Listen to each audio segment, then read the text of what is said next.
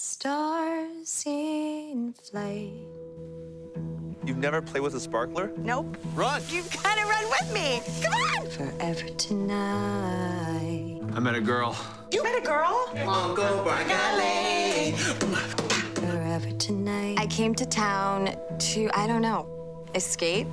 Steve, how's it going? Hey, man, how are you? I'm doing good. Yeah. Where are you at? I'm in LA. I'm in Hollywood, the trash can of Hollywood. Where are you? Chicago.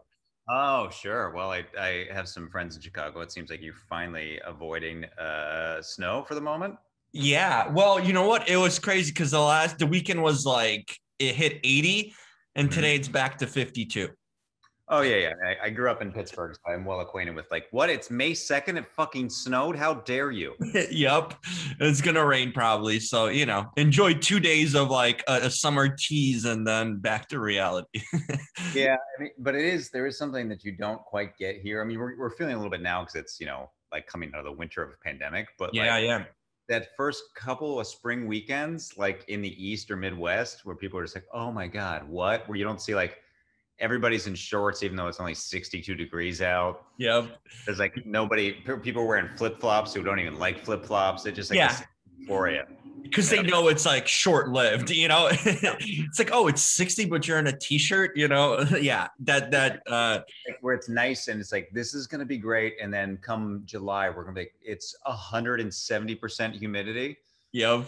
Yeah. I miss LA for the no humidity. I was there prior to the pandemic. I was living there. So back to reality. Hopefully make my way out there as you guys are opening up now. So that's good. It seems like it, man. I think like nationwide our numbers are kind of lowest. I mean, who knows? I'm sure it'll still ebb and flow, but for now we seem good, fingers crossed. Yeah, maybe the industry will finally start opening up and we'll actually, at least I'm glad here movie theaters are open, so can see some movies, I know when this actually opened, I couldn't even see it for the first 2 weeks in a theater. I saw it at a drive-in, but then finally theaters opened here because they were open elsewhere, but not in LA County. Oh, that's right. You guys had drive-ins open for a while. And I think, the theaters opened up not that long ago. That's true. Yeah, they opened, was it 2 weeks after? I think it was the weekend after. So like March 17th. It was sometime mid to end of March. I remember that. Yeah. So it was a weird experience, but imagine that. But isn't it cool to kind of have that old school feel to see a movie in a sense premiere in a drive-in though? That's something you wouldn't have originally, without.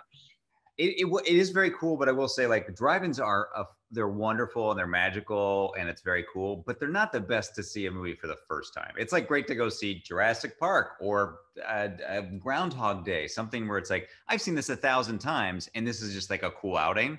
Mm-hmm. Like, I don't know, like the few times I've seen something new at a drive-in, it's like, oh, that's cool, but you just miss because there's somebody's lights are going to go off, someone's going to honk accidentally, your car is going to turn off. There's like a scene or walk by you, talking and chatting. Yep, getting like the scene that's like kind of dark, like the dancing in the dark scene for this, like at the drive-in, couldn't see anything.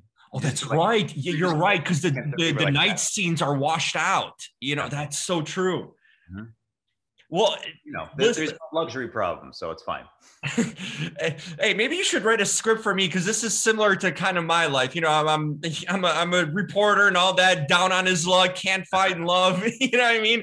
Yet a writer in a movie. I mean, I can relate to Finn's character in a lot of ways. Well, been there. I think you got a nice place though. I like that globe. Oh yeah, it's pretty cool, and it's some like cheap painting in the background. Had to get it. This is my new life, Zooms every day pretty much. So, yeah. But I love the fact that I'm going to ask you this following up in a bit when we get into the movie, but it's cool to see a romantic comedy, come out. Cause like, I think we all can say that there's a bit of a fatigue with superhero movies. And just like, I feel like we've had, Hollywood's been going for the same genres. Like the only kind of good movies that are just like, get a feel for like old school movie making is a lot of indies, that's where, because all the big budget stuff is just action and superhero stuff. So it's cool to see a romantic comedy again. I feel like we've been out of like this. It's been like this. I'd say the last decade almost has been quiet because romantic comedies in like the 90s and even early 2000s were like huge. And then we saw him kind of, in a sense, disappear for a while. I'm hoping this is somewhat of a comeback. What do you feel about that? I mean, I think like there's the mid-range adult movies have kind of a little bit disappeared because like movies that are in like I think they're coming back now to some degree, but like those $30 million movies that we saw so many of in the 90s and the early aughts, those kind of disappeared because you making space for a $10 million the smaller movie or like a monster movie like that is like a 200 million James Bond, which I fucking love. Same thing. I love Marvel. I love all that shit. But I also love the indies too, because it is a lot of times it's going back to, the things that studios used to be able to make, but there's just less and less of a market for. But I do think like a lot of that is being filled by some streaming stuff, because like Netflix is doing and Amazon and everywhere is doing a ton of rom-com because they recognize that's like a feel-good thing people want to watch. And like, and then also people are starting to finally recognize like, oh, there's underserved markets like, Crazy Rich Asians, which destroyed because it was like A, pretty fun rom-com, and B, oh, right, this is a market that's totally underserved. How ridiculous of us that we were just like thinking that only stories could only be, only people only cared about white people falling in love, Right. And especially like, considering the amount of people in Asia, you know what I mean? Like, what are they forgotten in a sense? A continent like that with so many people, But yeah, I think the industry's really changed, not only with the streaming, but now like just international cinema, it's just so much more accessible. I was on a call with Turner Classic Movies yesterday. They're doing a festival right now, and we just kind of talked about the changing of filmmaking in a sense and how it's accessible now. So like there is a wide range, and yeah, the things that we thought like, oh, Americans will never watch a movie that's subtitled, it's like that's changed now. Look at some of these movies that are like hitting big. So it is, but I also think, we respectively, even though you're in the middle of the country, we still very much live in bubbles, right? Because like, sure. People lost their minds about Parasite, and it was amazing, won Best Picture, but also still like, my dad didn't see it, and my dad sees a lot of movies, So I still think like we have a long way to go, but I do think the accessibility does help, but then it's also hurting the actual going to movie theaters, which is, the most magical shit. Like this is the first time in probably since I was like 10 years old that I hadn't seen every Best Picture, because I just like, for me, I don't know. I just don't enjoy watching at home as much because there's too many distractions. It's not always as all encompassing.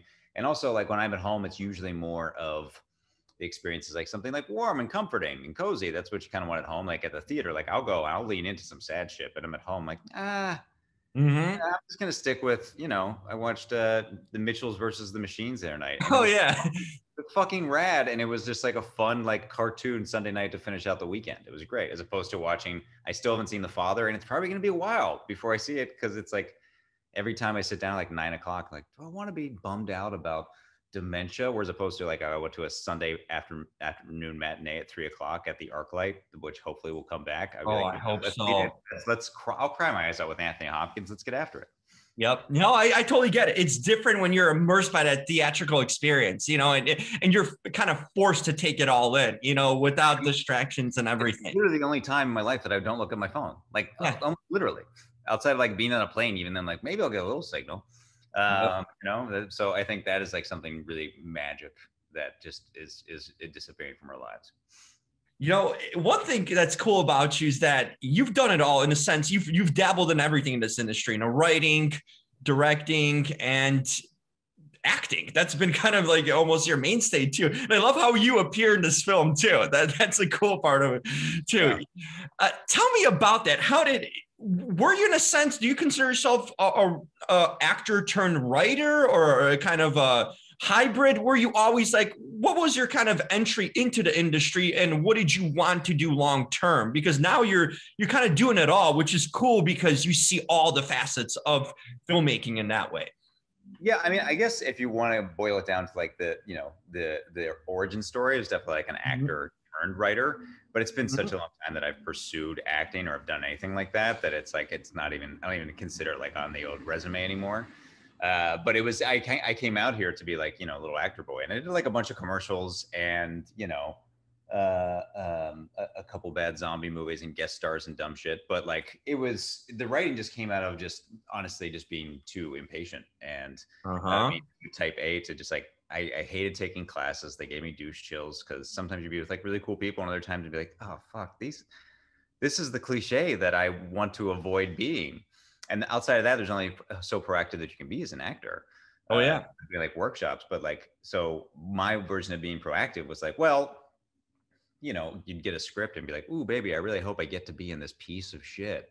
And then you'd be like, well, I can probably write a piece of shit like this. I'm not good, but I can definitely write something this bad. And then it's like, okay, well, I'm waiting. Let's write something, me and friends, that we can put ourselves in. And then that just turned into like, well, it was just fun writing. And people seem to respond to that more. And I can control my destiny a little bit more with that. So then it just turned it just like, I just got more momentum with it. So then it just fully became writing, and the directing just came out of like, you know, a selfishness of like wanting more autonomy, because I was been fortunate enough to work in sitcoms for, you know, a very long time, 10, 12 years or whatever. And it's wonderful. And I've worked on some great stuff. But, you know, after a while you get a little bit tired of just servicing somebody else's voice and vision. So some of it was just like, well, I want to be fully at the head. You know, TV is still a writer's medium. So you're still at the top of the food chain, but there's always a showrunner if it's not your show. Whereas, you know, directing film is still very much a director's medium. So I just wanted to try that, to do something new, because I wanted to have something that was a little bit more special and unique to me, and also do something that was scary to me, and also something that I've always wanted to do. So all of that.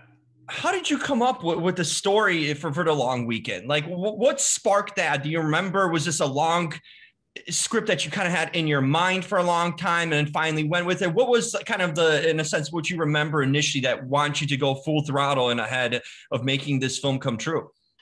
You know, it was definitely, it was birthed out of like a very much like the lead character, Finn's character, Bart. Like it came out of a very tumultuous period where I was sick in my 20s, and that culminated with getting my colon removed. And shortly after that, I got, which is, you know, not fun. Spent like 6 months in the hospital. And then shortly after that, I got married.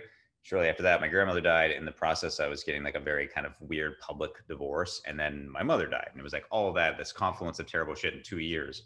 And in the process of that, like when my mother was in hospice, I met a woman who, you know, just hung out a few times when I was like hanging out in New Haven, where my mother lived at the time. And it was just like this weird dichotomy of like these really just dark, sad days where you're sharing these last experiences with your mother.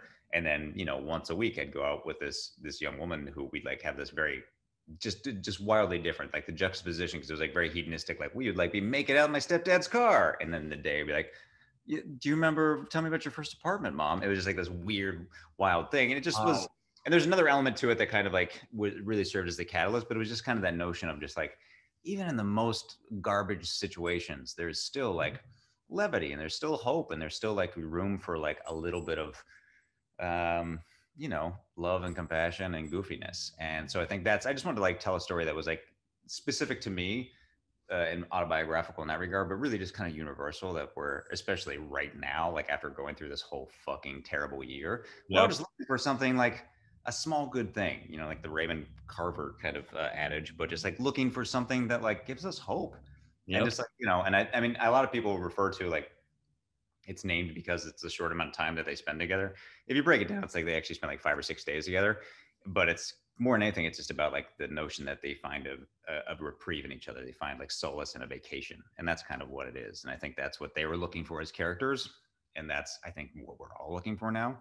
Like I went to, for the first time in 16 months, went to one of my favorite restaurants, like in just a patio dining experience last week. And goddamn, was it a dream. I had 2 Manhattans, I got sloppy, and it was fucking great. It was great just to be out in the world. And then that was like, you know, a small version of what the movie is. Yeah, things we took for granted. Now, you know, it's a whole different perspective. You know, I think life is about perspectives in that essence too. You know, it's crazy where it's like these are slices of life in a way. You know, I feel like through these stories and like the interactions, it's crazy how when you think about it, it's what made me think watching this, how every interaction is somehow linked. You know what I mean? It potentially could be linked, especially if you're open to it, you know, in a lot of ways. And it doesn't have to be a stereotypical romance that leads in marriage or anything like that. There's moments that are so valuable that you can take away, even if they're short-lived, that can change your life.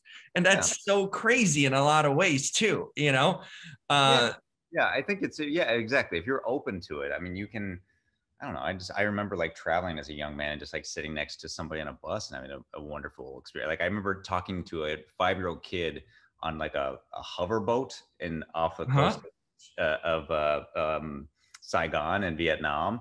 And it's like 5-year-old, just spent like 20 minutes talking to him. And I was just like, that's something I'll always remember. Don't remember his name. Don't remember just like his like zest for life. And I was like, this is something I'm going to hold. This is going to be near and dear to me. This like tiny little, isolated 20-minute experience. So if you're open to all those things, those are all like the spices that you put into your personality stew, which is a terrible phrase, but you know what I mean?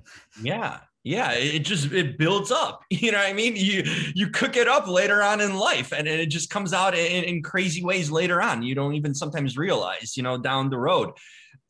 Casting, well, you got Green Lantern, okay, to basically play in a sense, role in that. So good casting right there. But I did love the cast here. I think they had great chemistry.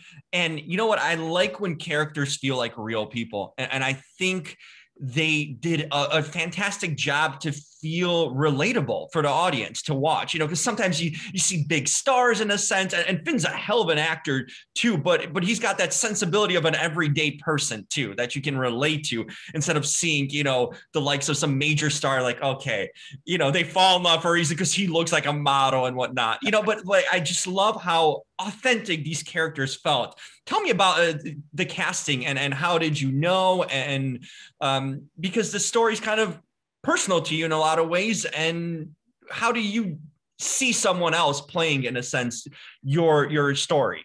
Well, I mean, I think because it is a very low to the ground movie with some very, fantastical turns to it. And because of those kind of elements of fantasy or sci-fi or magical realism, whatever you want to call them, because you have those things, I think everything else has to play so real. Like you have to go on that journey. You have to fall in love with them as a couple as they do themselves. Because if you don't, because there's some outlandish shit, like if you're not invested in the relationship in the same way that Finn's character is, then the movie just doesn't work. So, and I think in order to do that, you have to relate to them. They have to be relatable. It has to feel universal. It has to feel lived in. It has to feel low to the ground. You have to be able to see yourselves in them, and you have to want to root for it in the same way they're rooting for it. So, for me, Zoe was, the first time I knew her in passing. The whole cast I knew except for Finn, because everybody else I'd worked with. I worked with Casey and Damon on Happy Endings, Jim Rash on Community, and Wendy McClendon-Covey on Goldbergs, and even the bank manager. Was a very talented improv guru who I wrote with for many years in the Goldbergs, named Andy Secunda. So there's all friends. It was just like all nepotism. Want to come and help me for a day? And Zoe was, I knew her in passing, but the first time I sat down with her, was like, and she didn't even audition, but just had her chatting with her like 2 hours. Like, I think this is the lady. And the first time she auditioned, I was like, that's it. We're done. I know I will follow my sword for this, because she specifically has some turns in the movie, and she has to convince you of some things. Yep. And if it in the hands of a lesser actor, and we auditioned a bunch of people, and there's a bunch of people who are amazing, who are great actors, but just didn't have that thing that I felt like, like if the movie works, it's because of the two of them. But specifically like that, the one pivotal scene where Zoe's big reveal. Yeah. In the hands of a lesser actor is like, who cares? Oh, this is dumb. But because you're so invested in their performance, and I feel like their romance and their levity and their even their turmoil is so earned that you just go along for them on the ride. And then Finn was just like, he's just an actor's actor, man. Like he's like a very humble guy, but he's worked with everybody. Like every day he would sit down on the floor and be like reading his script, like just going through the page and rereading it. I was like, when did you learn this? And he's like, sound like name droppy, but I got it from Philip Seymour Hoffman doing like Death of a Salesman with him. And I was like, he would do that every day before we do Death of a Salesman. He just like, it's all in there. It's all in here. So like he knew the script like in many ways better than I did, because he'd go through it so often. Like there was one scene, the scene where she wakes up in the morning and he's like, I have something for us to do today. And it's like a very small scene, but it's a pivotal, it's kind of a heartbreaking scene. And there was I was surprised because there was just a line in the action lines, not the dialogue or whatever, but just after he says, I have something for us to do today. And there's a moment where they kind of look at each other in the action line. It's like, he looks at her with an understanding that so much of life is heartbreak. And he's like, he said, like, I was really excited. This is one of the scenes that made me want to do this movie. And I was like, this scene, this is like, it's an important scene, but it's also like, it's a third of a page. And he's like, yeah, it's that line. So like, he was just like so invested in the story. And because of that, was such a great collaborator and was just so game for everything. So, having two people who are just willing to trust you and subsequently you trust them in return, I think is just makes it a joy. And it makes me, who is ultimately a dum-dum just conning people into letting me do this, like, makes me so good. It makes me look so good because they are just so talented. You definitely don't seem like a writer and director that's like married to his words, that sort of thing where, you have to have all your words be said the way you envision. I feel like you'd be a heck of a collaborator and let the actors kind of do their thing, and almost either improvise or have their own take on it. And I always feel like those are the kind of directors that, when you trust your team to do the thing, a lot of stuff, even new ideas sprung upon. Is that kind of the style you like to work at? It's just very collaborative and let. Yeah, I mean, I think I am, decent at what I do, but I think like anybody else, from the DP to the set designer, the costume designer, props to the actors, like, you guys, this is your vocation. You're always going to be better. You chose this. You've done this so much more than I've ever done it. So you're better at this. Like, I can give you my notes and I can say, like, I don't love that direction. Let's go another way. But I'm ultimately like, that's your vocation. I'm going to trust you to do it more. You do it better and you will make me look better. And you will be, and also if you have ownership of it, everybody cares more. But in terms of like performance and an actor, Mamet and Fincher and Sorkin are all wildly talented, but I am not that. And I don't like, I write it the way I hear it musically in my head. But, I will put ums and pauses and ellipses and all of that shit. But like, if that's not going to work for you, like, especially for these performances, like, they have to be so lived and they have to feel like them. You have to, has to feel organic. So if like the way I phrased it and would make sense for me, if that doesn't work for you lyrically, make it your own. I mean, I think sometimes I'll be like, I will be more of, I'll be more stringent about like a joke. Cause sometimes there is a lyricism to a joke that like the rhythm, if you say it some way, just it's not as funny. Oh yeah. Other than that, I feel like I'm not precious about that. Like, make it your own. And I feel like so much of acting is honestly just like being comfortable and being believable on film. And, there are some chameleons who can just, you lose themselves into a role entirely. But a lot of people are just like, there's so many people who are like well-known actors, but they're just like, because, oh, you're so good at being comfortable on film. That's like so much of it, like Seth Rogen's not that different from role to role. Jimmy Stewart's not so different from role to role. Yeah. Ryan Reynolds is Ryan Reynolds pretty much in every movie, but with different characters, Yeah, like, and they won't view different things. They will put different elements into it, but it's like, you're likable and you're convincing and you're comfortable. And that's such a skill. That is such a skill. So anyways, a lot of it was, I'm not precious about it all. I want them to be successful, because if they're successful, I look more successful, Yeah, no doubt about it. And Finn now taking over a huge role, I think it does good for everyone, Yeah, he's amazing. And also, he's maybe a step or two ahead of his career where Zoe is, but Zoe is such a fucking talent, I think. Yeah. And I think she is just the sky's the limit for her.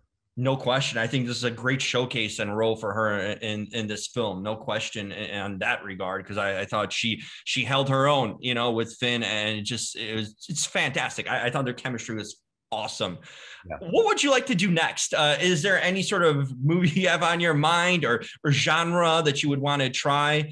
This one's more personal to you, but is there anything you're kind of setting out to do or would really like to do? There's a bunch of things I have in the works. Everything. This business is a million heartbreaks. You get excited about yes, that goes away. But I have a pilot at Sony that is very different. That it's like a comedy Ozark that I'm working with my buddy Dan Levy, who is essentially the Doug character, the Damon Wayans character in the movie. But that's wildly different. That's just fun goofs. It's like a Pineapple Express. And then, but the next movie I want to do, I'm actually doing with Zoe, Right. is very much like a companion piece, like the cousin to this. It's like, you know, it's similar emotional core, but it's a mother-daughter story. It's a mystery that takes place at a retirement community, but it's more just, it's a comedy that's just about mourning and loss. So, and there's a music video in it too. It's bonkers, but Oh, wow. I like that you're not afraid to mix in things, you know, it's like, oh, just because it's like a depressing story, it doesn't mean we can't add some fun or music or anything. I like that because that's how life is. Life isn't just one thing, you know, there's so many things that there's laughter, there's joy in every moment, you know, there's heartbreak. And I like that as you see that as a writer to mix in different things that just because it's one thing doesn't have to be depressing all the way, you know, there's a mixture. Yeah, I mean, you know, I've used this little soundbite before, but some of the hardest times I've ever laughed are like at funerals. Like anytime I watch anything, a show or a movie that is just fucking drama with a capital D, but there's like zero levity. I'm like, what world is this? What fucking world is this? Is bonkers. I mean, like, you know, one of the first things that we do when we die is that we empty our bowels, and that's like funny. The fact that I didn't even know that. Holy shit. A lot of times, like because your body just, the life is gone, so you relax. Yeah. So you as soon as you die, you shit yourself. Like, how is that is like the saddest and the funniest of things. Like, wow. The influence of that. Like, so anytime there's anything where it's just like people just being so heavy, I'm like, this isn't a world that I know. It's not a world that I exist in. So I think it's for me, it's important to have, you know, all facets of life represented, because they're all fucking heartbreaking and beautiful and wonderful. You know, having like crying your face off is so cathartic, laughing equally, you know. So that's the kind of stuff I want to make, I guess. That are things that are really have a core of optimism and hope and make you laugh, and they're silly and dumb, but also just speak to all the things that give us scar tissue around our heart, you know.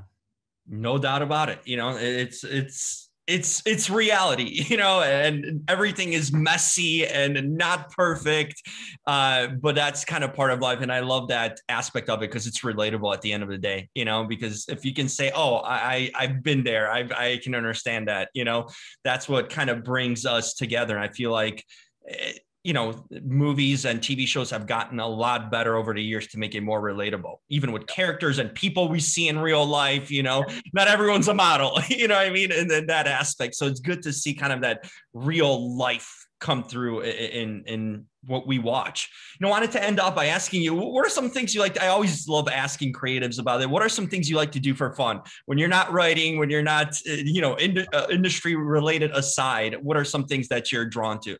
I mean, the first cheeseball answer is the thing that I've missed so much is going to the movies is one of my absolute favorite things. Like that moment right before, after the trailers ends and when it gets dark, right before the movie starts is just, I just think such like a fantastic moment. So that's one, that's the cheeseball, like, you know. Me too. I can totally relate on that. Traveling. I just miss traveling. I love traveling. I feel like I'm never happier than when you're just like, you know, open and hedonistic on the road. Beyond that, you know, I've got a great group of friends that a lot of them I went to school with. I've been friends with 20 years. So just, you know, getting boozy at some dinner is a dream. You know, that I hang out with my dog a lot. She's a disaster. And at least once a week I want to kill her and maybe give her away, but it's just because she's a puppy and she still drives me nuts, but she's also such a rascal and so fun. So those are the things. It's all simple shit, you know, mostly. Yep. I love that. It's the simple things in life that, you know, resonate. You know, it doesn't have to be fancy or anything. Any travel destination that you want to hit up next that when we're able to like do it, anything on your list to hit? I don't know. I've Scandinavia seems really cool to me. I've never really, the only continent outside of Antarctica I haven't been to is Australia. I've done New Zealand, so I'd like to get there because I have some friends there. I have some friends working on Marvel shit, and that'd be cool to like go hang out there and just see that continent. Honestly, the things that really appeal to me now after being like mostly inside for a year is just like, I just want to sit on a beach and drink a fruity cocktail that's like gonna low key give me diabetes and just nap. You're in the right place. There's beaches around you, so you're not far off from that. Exactly. Steve, this was a blast. I enjoyed the film. I thought it was relatable, and it's cool to kind of connect in the story and immerse yourself. And now hearing more about it, how it resonated with you, I can even see it more, you know, what it was, which we're trying to accomplish and do with it. So super cool. I hope you keep on creating your own work that's close to you, because you know what, it resonates with someone out there. Everyone's story, others can see something of themselves in it. So that's really cool. And I just thought it was awesome all around. So when I was presented to talk to you, I jumped on that opportunity. Well, Jim, thank you so much, man. I really do appreciate it. This is a delightful to chat with you. And when you end up back in LA again, drop me a line. I will. We'll grab a drink or something. Yeah, when we can do that. What a dream. I know, right? The simple things. I'll be back soon. My stuff is still in storage out there. So of course. Yeah. Well, hey, give my love to Chicago, and it's such a pleasure talking to you, buddy. Hey, you too. I'll make sure to spread the word on the movie. So thanks, man. I appreciate it. Thanks, Steve. Take care, buddy. See you, buddy. Have a good one. You too.